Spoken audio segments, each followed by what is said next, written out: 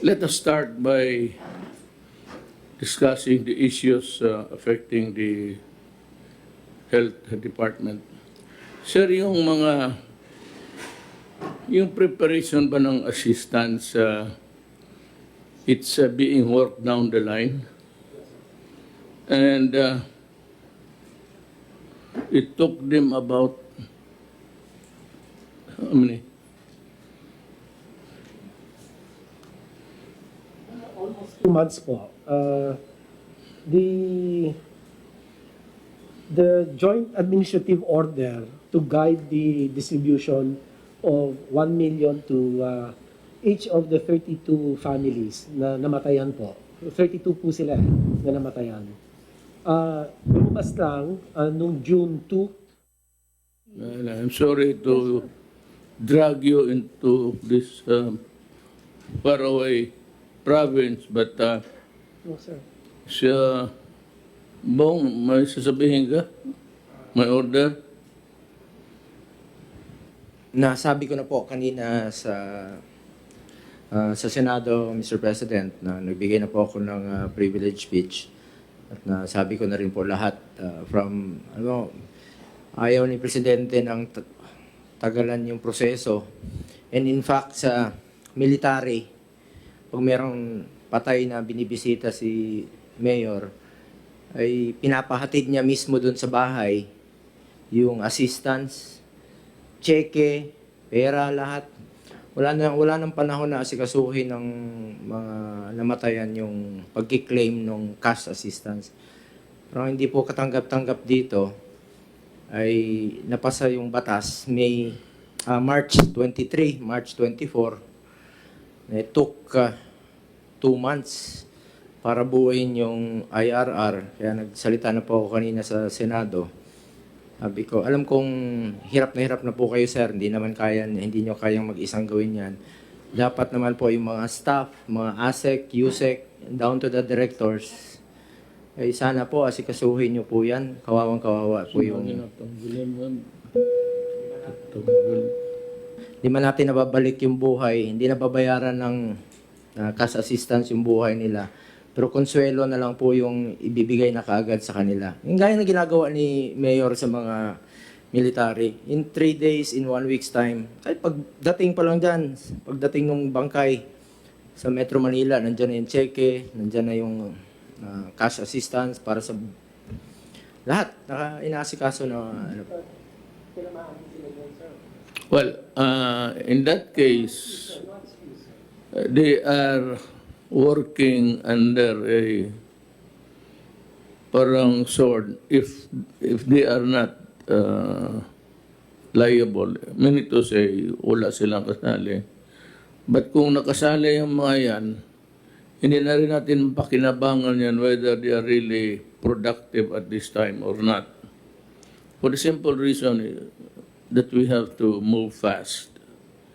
And if we have to move fast, I will sacrifice you even if you are not really a laggard or some... Mahirap kasi itong Pilipino hindi na natuto. Kakasabi ko lang, I count when I give an order for something to be done, hindi ako nagbibilang ng araw, buwan, nagbibilang lang ako ng araw. Teamwork naman tayo. I understand your problem. And I know that you have a hard time because of, there's the due process, every rules. Now, if you want it done in a hurry, the power to appoint carries with it the power to dismiss. And since it's an absolute thing for lack of total loss of confidence, I'm removing them because they are not functioning. So we're wasting money paying for these idiots. Kalalaki pa naman ng mga allowances, mga sweldo niyan. There are so many well-intentioned and well-meaning Filipinos, doctors and all, would want to serve government to contribute to humanity. And we do not have to suffer. Itong mga to, alam pa nila na ginagawa, nobody was asking who's doing the task today. Nobody was asking o saan ba yung natapon yung responsibility of preparing the implementing rules and regulations. That was what they were saying na wala. Ngayon, kung ikaw pa, I said, just like me, you cannot run your own errands.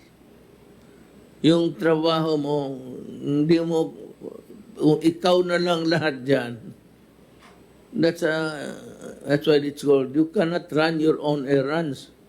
Somebody has to do it for you because you cannot really do it beyond human comprehension kung matrabaho mo, mag-contact pa sila mo. So why don't they just go to the DILG and ask for help? Sana paano ba ninyo dinistribute ang pera pati yung tulong? Itong mga putang inan to, wala, malayo masyado sa ano. I do not think they are really prepared to join government. That's the problem.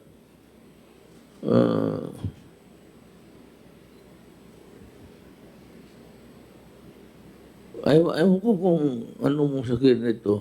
Wala naman tayong racist ano dito na gaya Amerika. There's a riot going on.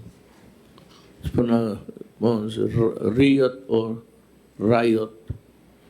There's a riot going on all over.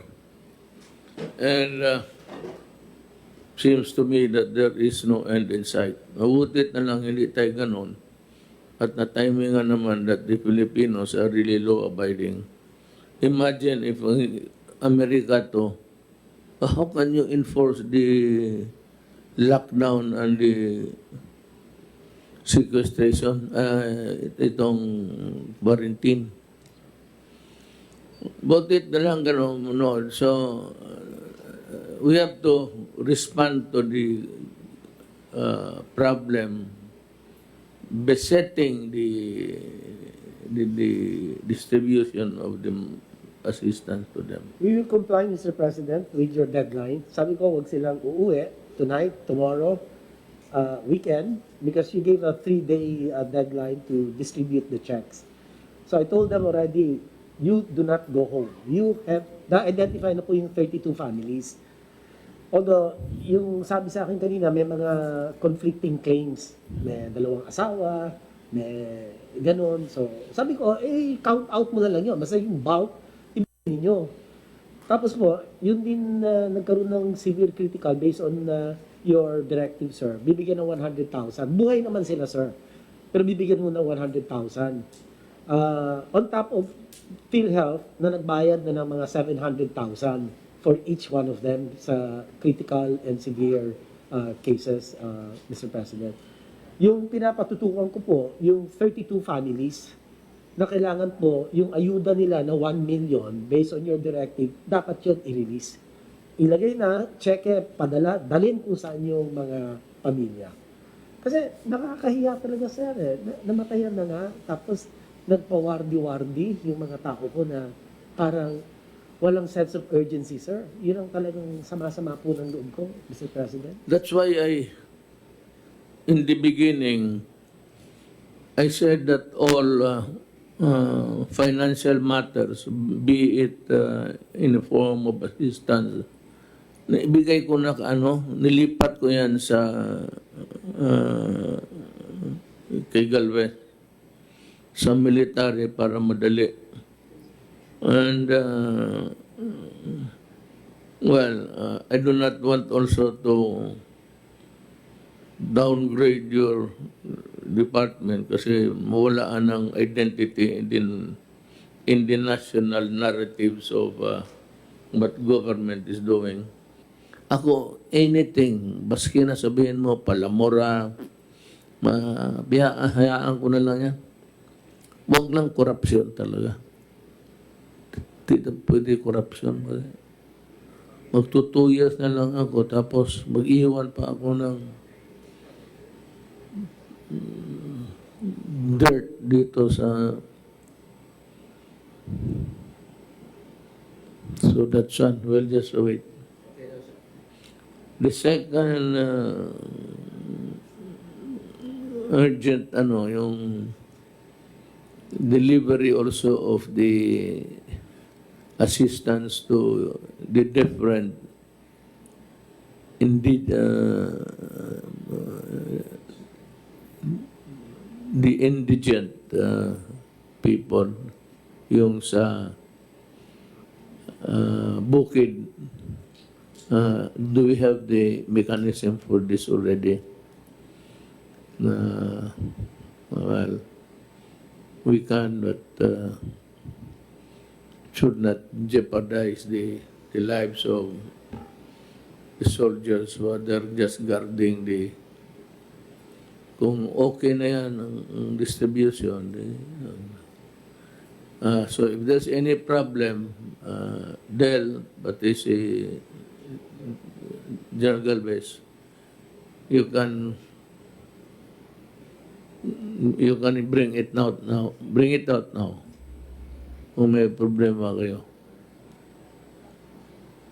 Mr. President, yung pinagtutuan na namin ng pansin ngayon, yung repatriation pa rin ng mga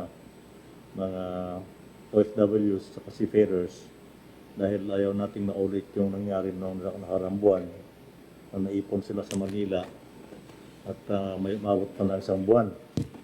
So, itong nakaraang araw, nag-meeting kami nila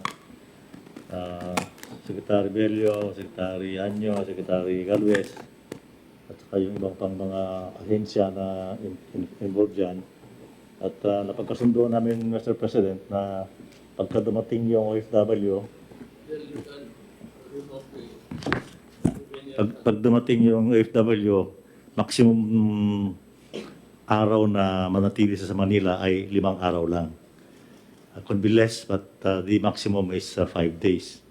So, nandyan na po yung aming sistema.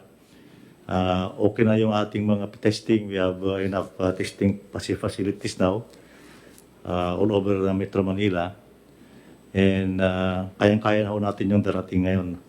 According to Secretary Bello, mayroon pang mga 42,000.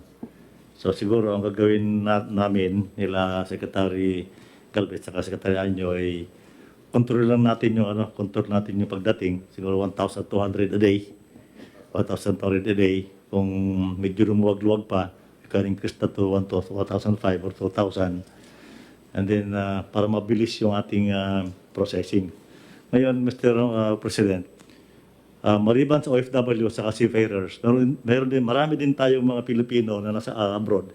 Hindi sila workers, mga returning Filipinos na naipit, mga turista na naipit doon sa ibang bansa, estudyante, at saka yung mga permanent resident ng Pilipinas na mga dayuhan. But they have their homes there. Kasama na ho yun sa ating ipaprocess. So, pero separate sila doon sa OFW dahil yung OFW at saka seafarers, tayong sasagot sa kanilang mga testing, yung overseas Filipinos na babalik, ay sa kanilang gastos po yun, Mr. President. So, maasahan po ninyo na itong darating na araw, ay maayos na ito, smooth na itong ating ng processing ng mga OFWs. Yes, I would just like to know if there is somebody on our end in gobyerno doing the orchestration there para there's a sense of order in their coming back, calibrated para hindi tayo maipit. Yes, Mr. President. Ang arrangement ngayon, yung DOLE, yung labor attaché doon sa ibang bansa, nakikipag-coordinate sa DFA para pag bago pa lang dumating dito, bago pa umalis, alam na namin kung sino sila. E pagdating dyan sa airport, andyan din yung ating task group, one-stop shop sa airport under Secretary Yano. Mahigpit po ito, Mr. President. Magaling itong si Yusek Yano. Ka-appoint lang namin ito nakaraang araw at salagang hindi niya tinutulugan doon sa palagi. So, okay na po yung ating orchestrate niyan. So, DFA, yung Labor Attaché, mag-coordinate sila din. Punta rito sa DFA yan, tapos kasama na rin ang DOLE, and then ilagay natin doon sa one-stop shop para pagdating nila, alaman nila kung mga pangalan, alam nila kung saan pupuntang probinsya para mabilis na yung ating monitoring. That's good. Kaya pala, Mr. President, yung inyong order na ipadala natin sa probinsya yung 24,400. Boy, passer mo. Okay, okay na po. As of end of June of May, yan na po ang naipadala natin sa mga probinsya. Ito, the day that we learned about the plight of the returning overseas Filipino, we were able to implement a solution for them to be back home.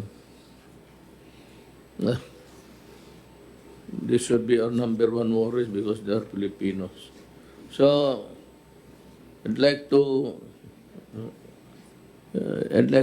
commend you, General Galvez, for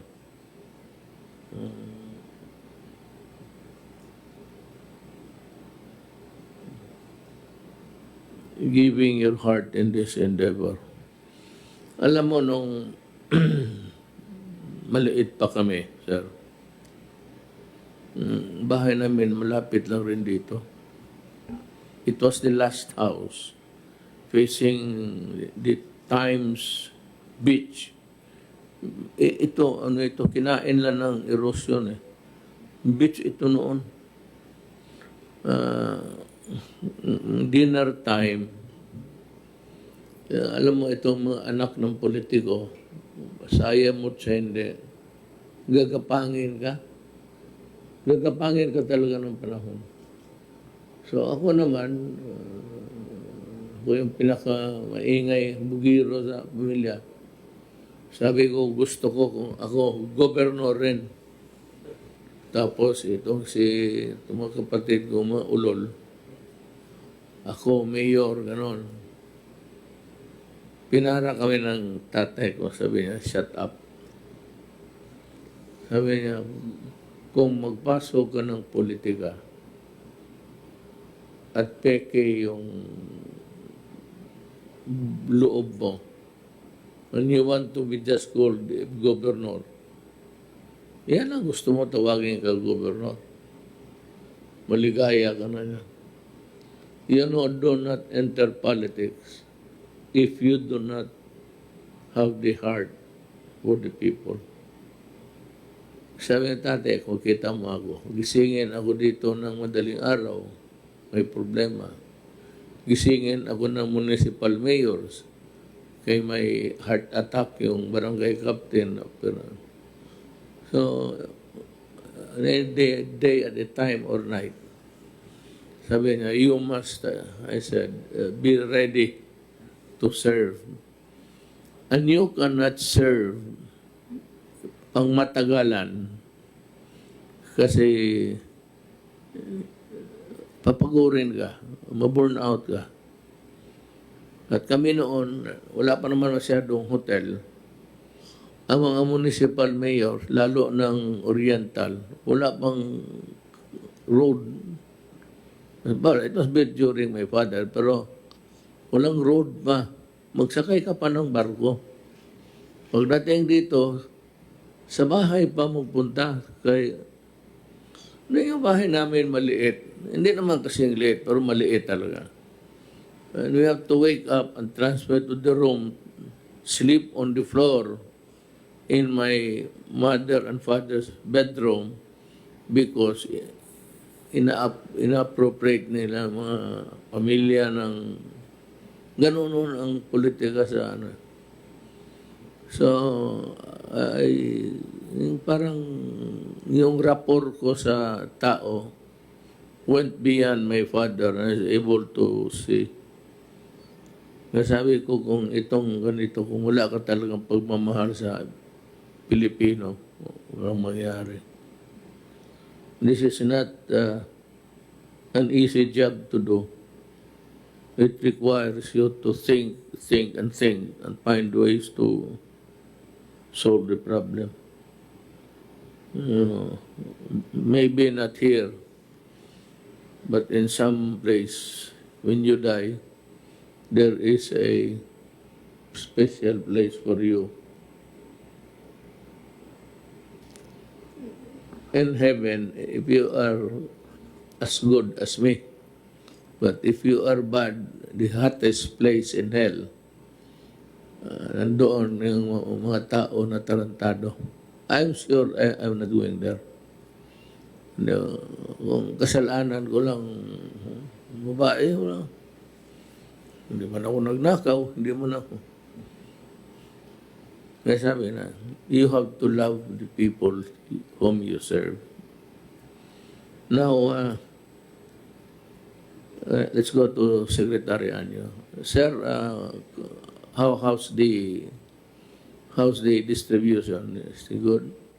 Ang gusto ko lang tanong, sir, yung nagdoble ang bayad, pati yung kinaltas na pera sa gobyerno, be it the mayor or the barangay official's task to do it.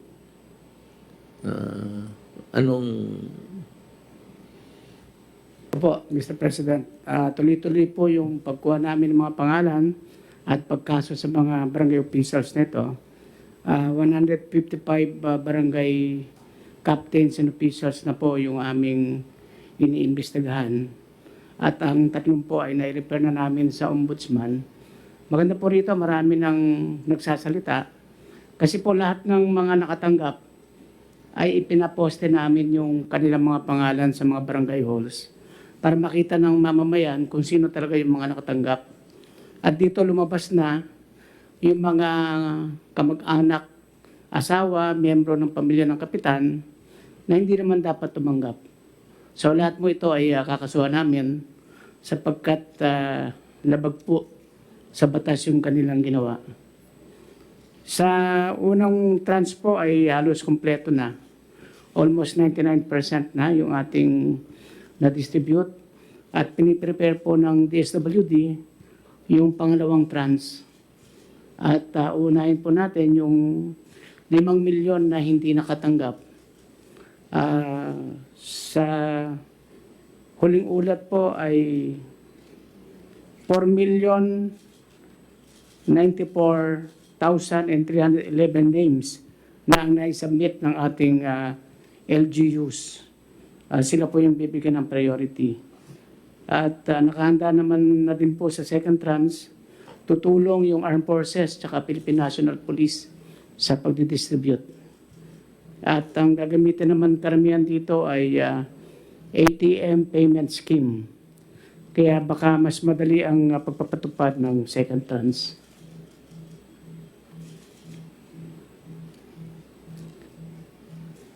So tuloy-tuloy po, Mr. President, yung pag-iimbestiga natin at maraming pangalang dumarating sa amin. Yung mga, ang sabi ko nga po, yung mga kapitan na inilagay yung kamag-anak, miyembro ng pamilya, doon sa listahan ng mga nakatanggap, pati na rin po yung mga nagdoble. Tuloy-tuloy po.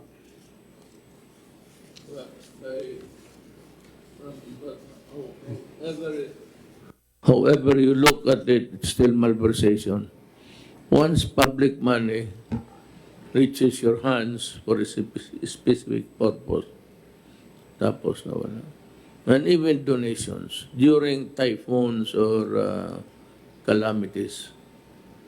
Pagka may tao nagpunta sa barangay captain, sa mayor, na mubigay ng pera, Pag tinanggap mo yan, becomes public funds already. Doon sa kunin mo sa purpose. For what purpose? If it was given for a private purpose, fine. So kung sabihin mo, tulong para sa tao sa napinsala, sa bagyo, gano'n, wala. Public funds yan. Sigurado. Secretary Anyo, one question lang po. Maraming nagtatanong sa Senado during the hearing. Yung sa motor, mga kamag-anak naman sila, mag-asawa o mag-anak, ano pong decision ninyo dito? Kasi nahirapan sila ngayon, yung iba nagbabike na lang po sila. Motor yun ang medyo maraming gusto na basta kamag-anak, anak, magkasama naman po sila sa bahay nila, papayagan ba silang mag-angkas? Kasi hirap talaga sila ngayon sa transportation. Walang jeep, walang bus. Minsan naglalakad na lang po daw yung iba. Yes, naiintindihan po natin yung hirap. Pero sa base po sa panuntunan ng DOH, yung minimum health standards na physical distancing, napakahirap i-practice sa motor. At kahit sabihin natin na sila ay mag-asawa o magkapatid, pero ang virus ay walang pinipili kung mag-asawa. Kaya nga kahit po sa bahay, dapat may physical distancing pa rin. Kasi hindi talaga guarantee na kung magkapatid o mag-asawa ay parehas kayong negative. Lalo na kung pupunta kayo sa opisina, pag uwi ninyo, hindi natin alam kung may virus nang dala yung isa, magkasama sila sa motor. The next day, yung asawa naman nung napunta sa kabilang opisina at nahawa. So, ito naman po ay hindi forever. Darating naman tayo sa bagong normal, kung saan may mga zero cases talaga na, pwede natin pong ilaw. Pero sa community quarantine natin ngayon, pwede natin makita sa data analytics kung saan pa may mga cases. Mahirap kasing mag-gamble na kung mag-asawa pwede nang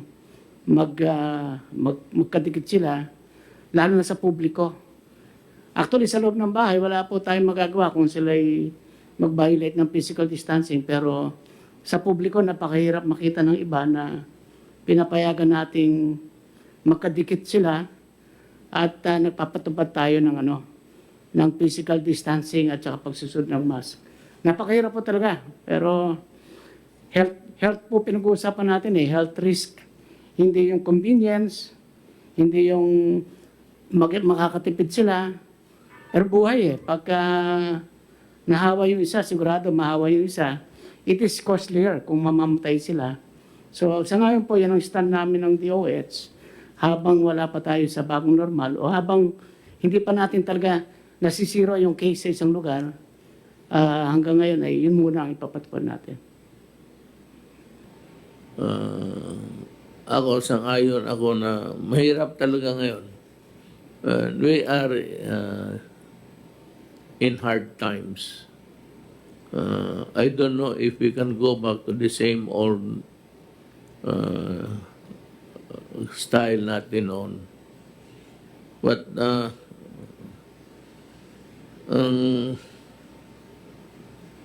ang mukha ko na lang nakadikit palagi sa CNN, especially when it comes to the doctors who will be talking. The earliest that we can have, not have, the earliest that meron na sila, they're in the final stage of testing. Ang Moderna, it's a Moderna, it's a US, pero it's backed up by several. Mukhang mauna ito sila. And said is a mid-summer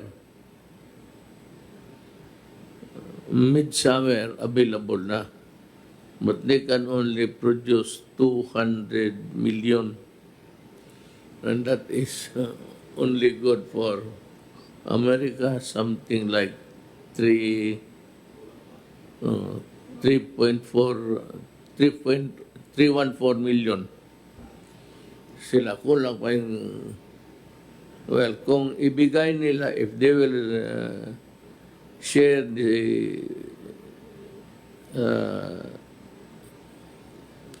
yung technology, give it for free to everybody, Pare-pareho lang kasi tayo sa gobyerno. We are just employees, all of us. We are workers of government. Kaya ako yung pinapatanggal ko yung Your Excellency. The word itself is it's a burden to yung paggamit ng the President, Rodrigo Duterte, or Cardinal, tapos Archbishop of Manila. Yun ang Your Excellency, Your Excellency. Nag-umpisa yan doon sa nung nag-mayor ako, tapos yung ni-retain, hindi pinalitan lahat ni Cory, they retain about 1, 2, 3, 4. Yung hindi masyado partisan, pero puro mga manoy. Kawatan talaga. They would address me, Your Excellency. Do not call me Your Excellency. I am not Your Excellency. You call me Mayor. Pero Presidente, ayaw ko. I'd appreciate it more. You still call me Mayor. Huwag mo na dagdagan yung Presidente. Just a title. After all, I said we are all workers of government. I do not mention Malacanang in public. I just say my office. And I say we are workers of government and we have to do something about it. I'd like to this time shift from a conference with the cabinet members together with Senator Bongo. He is here because he's complaining to me. And I said, what is your stand? I said, I'm going to deliver privileged speech because this is something which boils down into a public interest. Di sinasabi ko na noon na madalian to. Itong mga assistants dapat dumating kasi nga pagkain ang iba. Kung pagkain, mabahaw na yan, mapapanis na. Kaya pati yung mga bigas, sabi ko, it must be delivered forthwith. Or, another word for that is immediately. Ang nangyari ho dito sa release ng namatay at nagkasakit at yung 1 million sa namamatay, iutos ito sa Bayanihan Act. At bakit?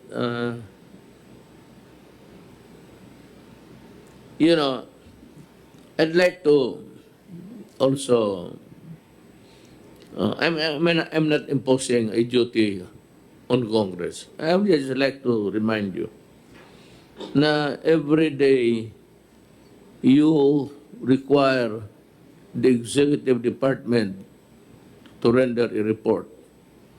Every day yan. So dapat nakita na rin ninyo, nasilip na rin ninyo, bakit wala yung tulong sa namatay pati nagkasakit. Parang assistance, in the form of assistance. Yung 1 million para sa namatay, lalo na yung mga doktor, hindi dumating. Tinanong ko ngayon si Dr. Doke, the Secretary of Health. Sabi niya, he's been reminding his staff every time that they meet na to carry up itong tulong. Ngayon, ang sa speech ni ata ni Bong, sinabi mo na you are recommending for the ouster. Sabi ko sa President ko, ayaw nilang magtrabaho. Marami pang gustong magtrabaho. Ayaw nila magtrabaho. putang ina, 2 buwan itong letseng ito. I mean, can just imagine 2 months. Tapos ang sekretary ng binubugbog araw-araw kasi wala siyang gawa. Sino palang paggawain ni Doke dito? Ang Bureau of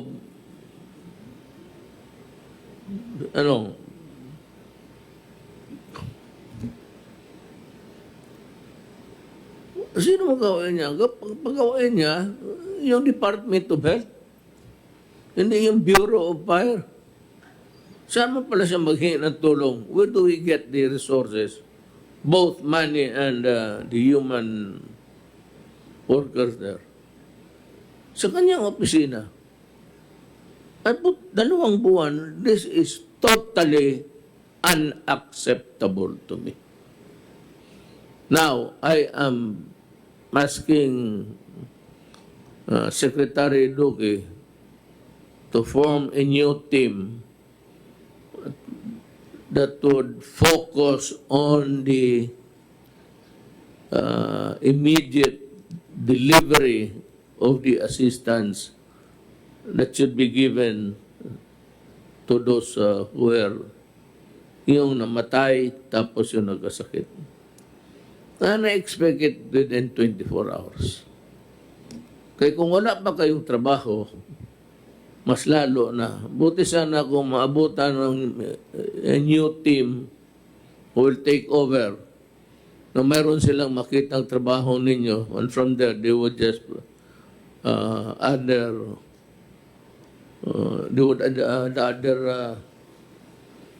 kaalaman and an expertise, and then directly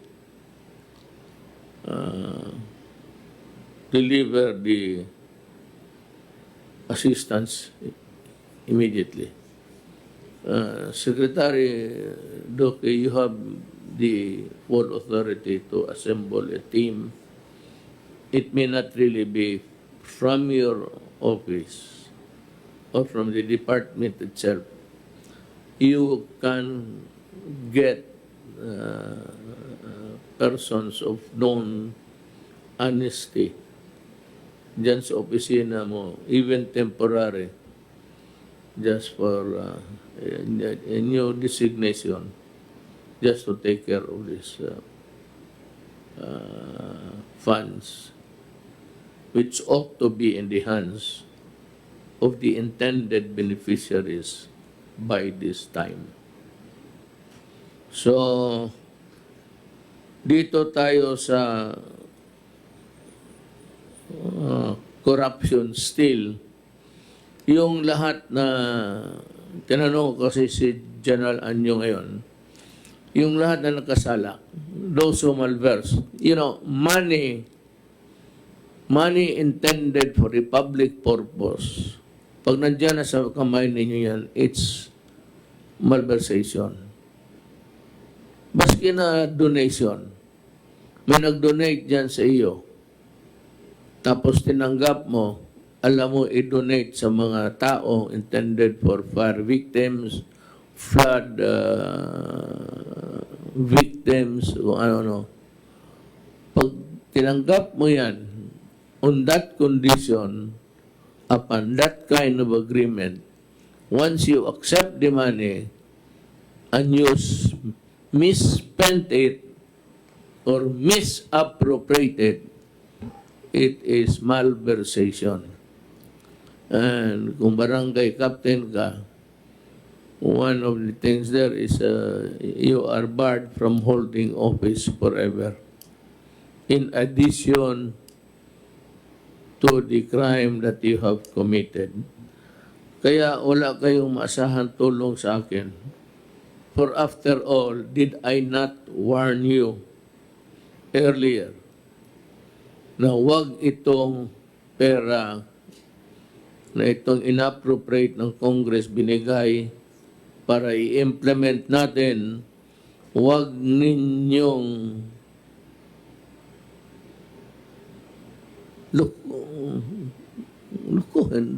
do not, hindi na ako magmura kasi nagsimba ako. So, iwas muna ako. Pag ginawa ninyo yan,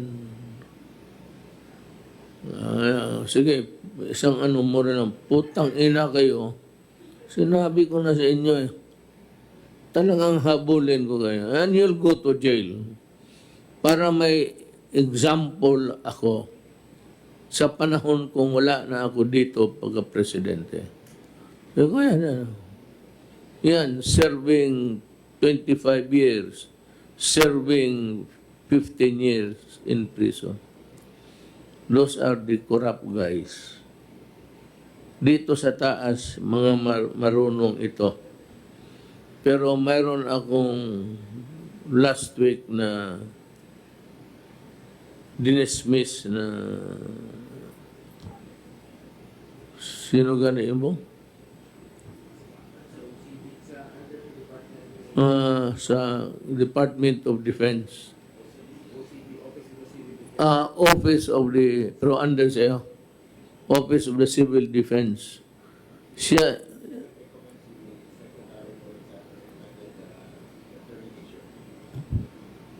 yung tigabili.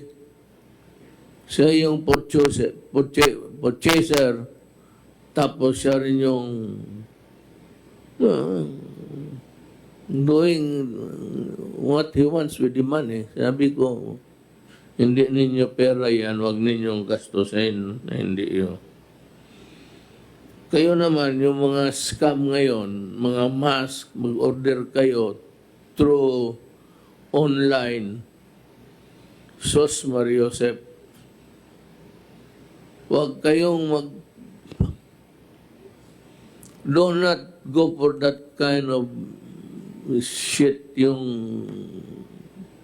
magbili-bili kayo online, magmask.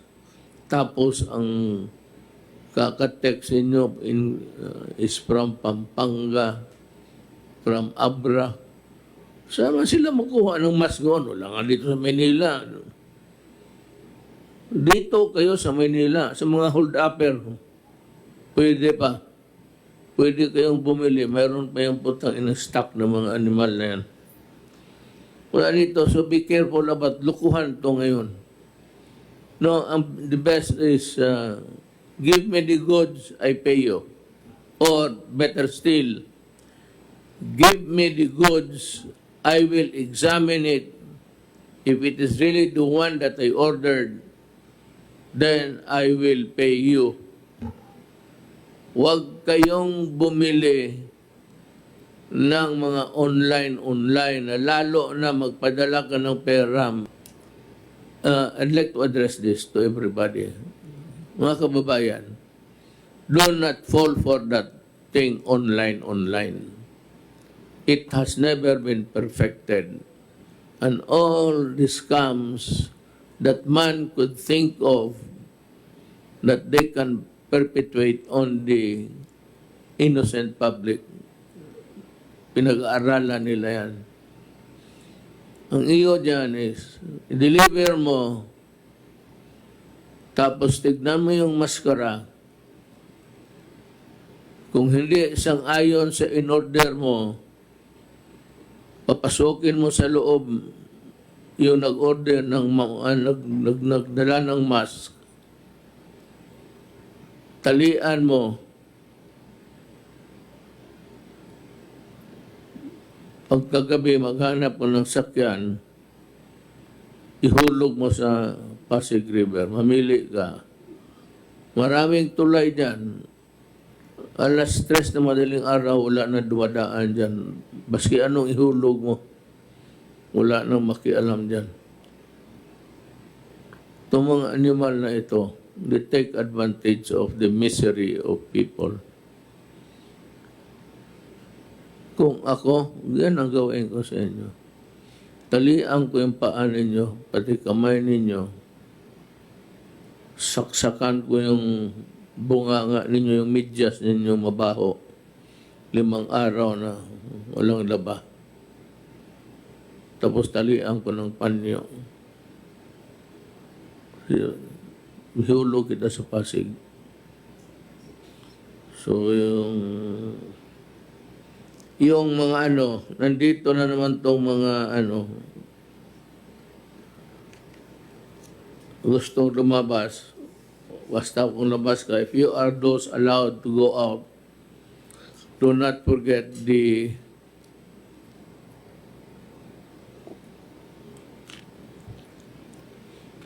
yung alcohol, mura lang man yan. Huwag mamarami. Isang tulo na. Bibang, akin na lang ito. Okay. Maganda. Ganon lang yan. O, wag mong, 3 drops. Tsaka, for all government workers, lalo na yung cabinet members and the senators and congressmen and the bureaucracy, yung bureaucratic echelons. Sinabi ko I said this when I was bago pa akong mayor.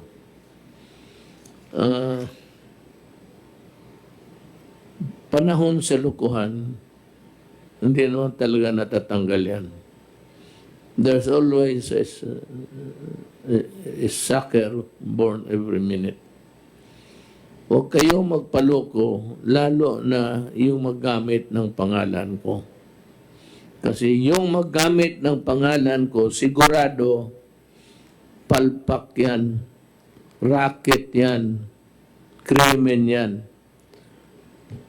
Kasi kung negosyo mo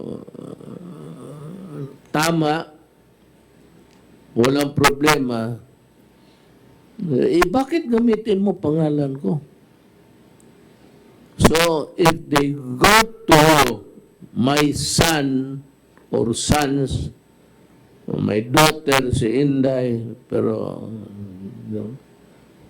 just to emphasize the point. Maski sinong magdala na Duterte siya, do not entertain. Sabihin mo, ma'am, sir, pwede ho kayong lumabas. We are not allowed to entertain you. And whatever you are asking from us, it has to be denied. Even if it is meritorious, even if it is correct on all fours. Hindi ho kami dapat mag-entertain.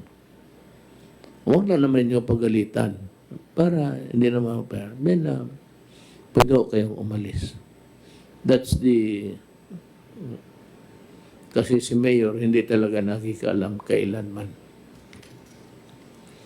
Kailanman, hindi ako nakikialam ng... Wala nga papilis tumadaan sa table ko, either di sa bahay o sa opisina.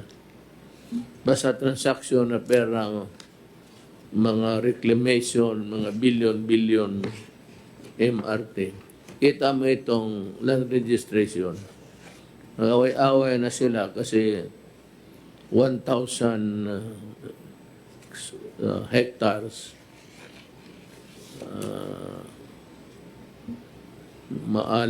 amari tayo nito.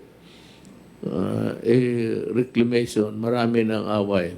Pera, 1,000 reclamation, that's billions and billions. But in the process, you will kill the entire Manila, Metro Manila. Mahirapan na ang tao doon. And even the canals would no longer have the egress and ingress of water, let alone the absence of the water treatment. Now, on the side, I will be starting tomorrow. I think that the papers are here with me now. I will review the contracts that are proposed by the government panel to the Ayala and Pangilinan Consortium. na ano, ako okay na ako basta mabawi lang ng pera ang tao. Even in installments sa ano ninyo, but you have to make some amends. Nagkalma ako kasi whether I like it or not, water is very important in our lives. So, okay na lang ako. But yung nawala sa tao, kung ano ang nawala sa kanila, that has to be paid back. Whether in installments over a period of years, but you have to return the money to the people. Wala na akong, yun lang. Okay na ako, and you can have your contracts if it is to your liking. But if it's not, then we proceed with another phase, which is really filing of the cases. Ako naman, in the process, I was very, well, of course, adamant and said a few cuss words, of which I apologize. Sa galit ko yun eh.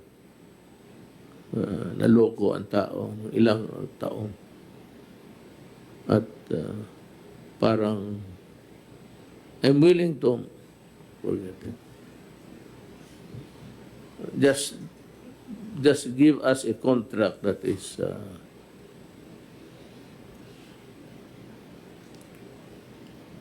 fair and also fair of the return of the money of the people. Kaya wala namang, an example is yung water treatment. You started to collect 1957. It is now very late in the day, and there is no, and still, I don't know if we are collecting. That has to be returned to the people. Equity and fairness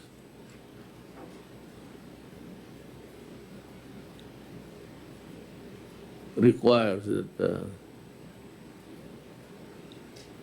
we should return the money to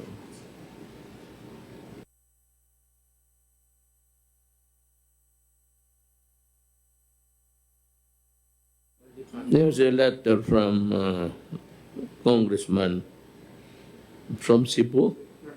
Buong province of Cebu yan, Mr. President. Dito na, tandali.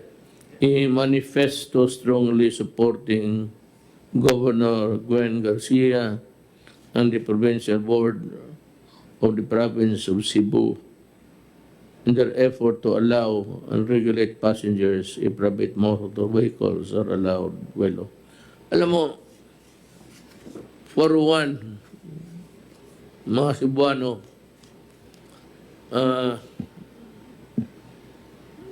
nanalo ako sa Cebu by binigyan ninyo ako ng boto na makalilisang. You supported me to the hilt, and one of the factors that gave me the victory in the presidential election. But alam mo, much as I would like really to accommodate Governor Garcia and the board members, here's what I can say. If I begin to give an exemption to one, which,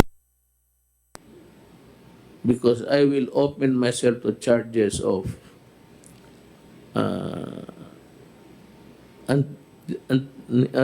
anti-graft law, giving another an undue advantage.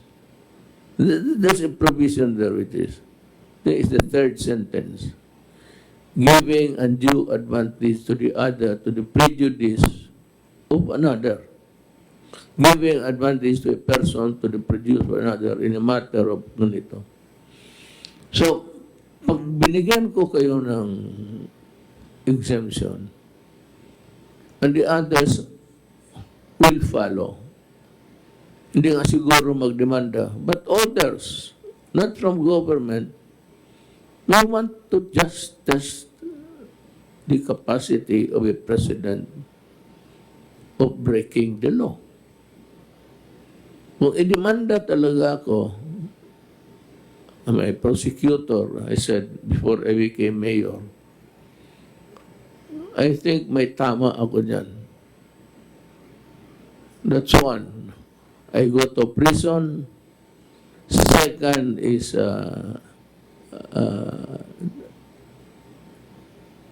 discriminatory, if at all, because ang discretion ko is used to excuse one from the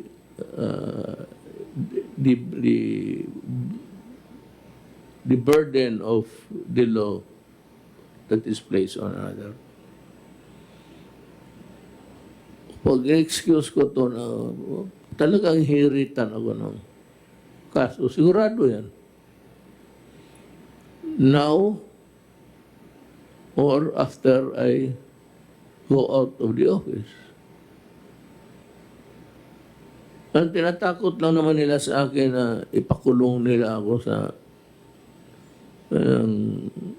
International Court of Justice, Court of Criminal Court. Hindi man ako naniwala dyan. Pero dito, Philippine setting, talagang mayayari ako. If somebody will file a case,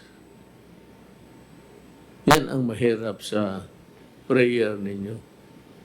Gusto ko, alam ko hirap kayo. Sabi ko nga, asawa mo yan. Alang-alang ipaangkas mo sa ibang lalaki kasi maghawak sa katawan yan. Mind you, kayo nagasakay, nagaangkas ng motor. Huwag kayong maghawak dito sa side lang, yung sa upuan. You have to place your hand around the guy. Tapos, hindi naman mag-embrace, but para hindi ka mahulog. At yung bump ganon, kasi ang katawan niya, magbabalance-balance yan, kasama ka na. Kung saan yung katawan niya, sabayan mo. Now, I'm sure that many are not so happy with their wife embracing the motorcycle driver. Kaya nga, the law is hard, but it is the law. Wala talaga akong magawa. Itong akin po, hindi, it's not my discretion. Just because I'm the president does not mean that I can ignore the laws of the land and favor. Wala akong ipagmalaki na sa gano'n. Yung mga cabinet members ko, hindi ko makilala yan. Hindi ko makilala. Except for Secretary Doki, I remember I was at the lobby of, at the entrance of Edja Shangri-La. Tapos somebody whispered to you, nandyan si Mayor. Then lumapit ka sa akin. I'm Secretary, so I know. You are very popular, sir, sa TV. Hindi ko alam hanggang ngayon. Hindi ka na naghinto maging TV. I am sorry. I said, it's not your fault. And I'm not ready to let go of people na lang kung nagtatrabaho talaga. Even if they commit mistakes. As long as it is an honest mistake, sabihin namin na porsiyan or walang problema sa akin. I can live with it. Here is a report from Archie Gamboa, PNP chief. Ang PDEA, pati ang polis ng PDEA. Ano ito PDEA? Philippine National Police Drug Enforcement Group. Opo. PDEG ang Bulacan PNP Provincial Office successfully telegraphic man ito successfully sabi natin arrested in a buy-bust operation in Barangay Marilao, Bulacan on June 4 today at 3 p.m. Suspects were Yuwen Kai, Chinese national, Angela Tulio, Len Tulio. The whole consists of 63 boxes of shabu, which when weighed, it would amount to 756 kilos, worth 5,140,800. It's Mr. President, 5 billion po. 5 billion and 140 million. 5,104,800. It's 5.1 billion, one of the highest. Kayong mga human rights, makinig kayo ha. Makinig kayo. Potang ina ka, makinig kayo sa akin. Ang Pilipinas hindi talaga nahinto. We are already a transshipment at saka yung Senyalosa, yung dreaded gang ng South America na Senyalosa sa lugar ng Mexico yan, pumapasok na dito. Kita mo, 5.1 billion. Malaki to. Tangina ninyo, hindi matapos itong, sabi ko ganito, 5.1 billion. It will destroy my country. Because the 5.1 billion of shabu will be consumed by millions of people. Tapos kayo dyan, kung may mamatay, may namatay na pulis ko, wala lang man kayong... And many policemen have died along the way in our journey to fight drugs. Isa yan sa pinangako ko. So, despite of the pandemic, the police are working. So kita mo ang mga police ko, nagtatrabaho.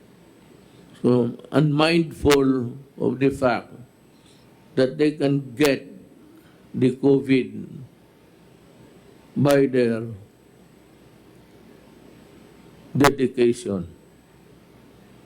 So officially, I would like to congratulate the PNP at si Archie Gamboa, General, taga Davao to.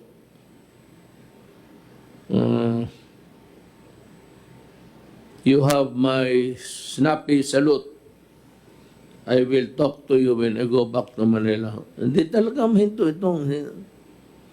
Whoever said that ang shabu na every day, you look at the crawler, yung tumatakbong linya dyan sa TV yan.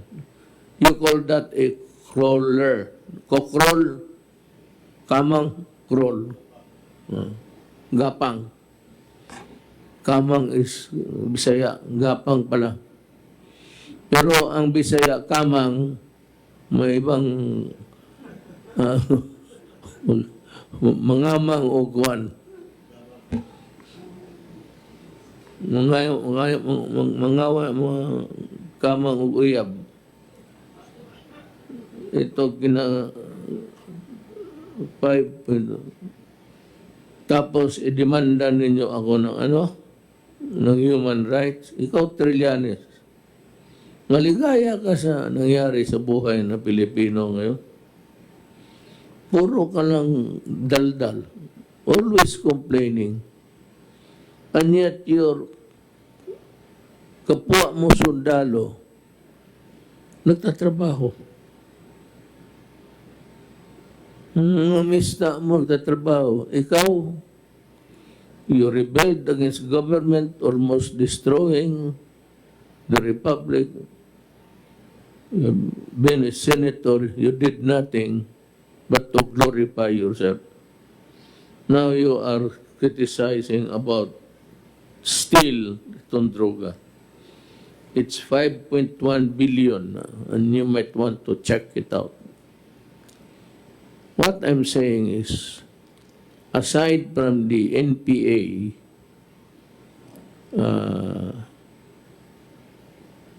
isang problema talaga natin ang droga. And of course, Abu Sayyaf, the terrorist here in Mindanao. Marami yan, mga maote, mga splinter group, all engaged in illegal activities.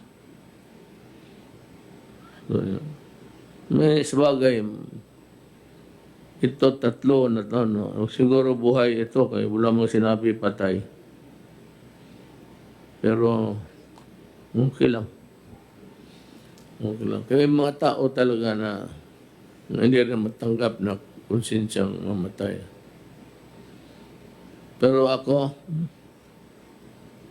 sabi ko nga, if you destroy my country distributing 5.1 billion of shabu all throughout the country, I will kill you.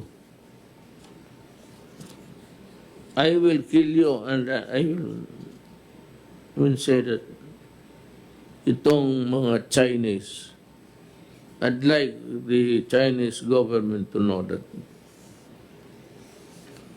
there is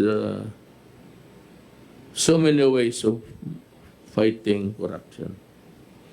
But one of them that is really pisses me to no end would be those things that it destroys my country. The human resource. Ang mga bata, ang mga anak namin, ninyo, sa awa ng Diyos. Kaya, remember, when you go out, mask. And ito, mura naman ito. Hindi naman ito, because siguro kayo, isang, tignan mo, 1, 2, 3, 4. That is enough to kill the germs. We have to wait for the vaccine. Mga kapatid ko, iksuunan ako. Maghintay talaga tayo sa vaccine. Sabi ko sa inyo, walang vaccine, walang eskwela. Nandito sayang nandito. But Secretary Briones is insisting that there should be an alternative there. And she has a very good program for that. Parang teleconferencing. The technology is good. I do not know if we are ready for that. Meaning to say, if we have enough of those na gamitin para sa the whole of the Philippines. We're talking of students, it's millions. Meron ba siya? But if she has, or if we can afford it, we'll buy it. And she can proceed with her novel idea of how the children can continue with their education. So, ganoon na lang, I don't know it's the next time that I'll talk to you, but you will hear from me from time to time. Maraming salamat po, inyo lahat.